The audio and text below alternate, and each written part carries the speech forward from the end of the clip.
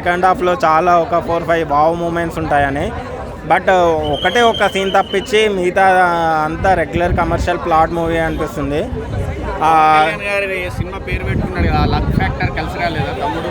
Block buster title కదా అది. పాపం Pawan Kalyan hard core fan, అతను టైటిల్ పెట్టుకున్నందుకైతే జస్టిఫికేషన్ లేదు.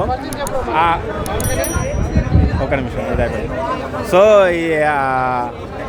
ఆ మూవీలో ఏంటంటే మనకు క్లైమాక్స్ బ్రదర్ బాండింగు, క్లైమాక్స్ ఏంటంటే మనకు గూస్ బంప్స్ వస్తాయి ఆ మూవీలో.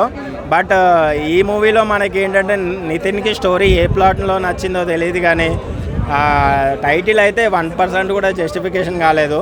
పవన్ కళ్యాణ్ ఫ్యాన్స్నే కాదు, నితిన్ ఫ్యాన్స్ని కూడా చాలా డిసప్పాయింట్ చేశాడు.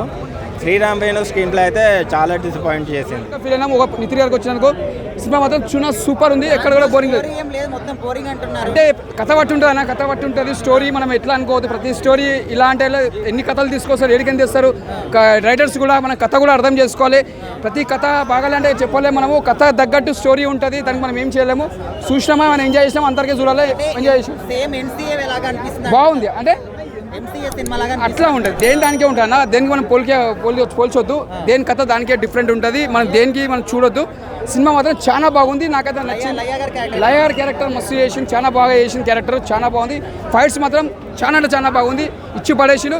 ఇది ఒక నితిన్ గారి కెరియర్లో మంచి ఒక బెస్ట్ అని చెప్పొచ్చు. బోరింగ్ లేదు, ఒక ఫ్లాప్ లేదు, యావరేజ్ అని చెప్పొచ్చు. సినిమా మాత్రం ఓకే.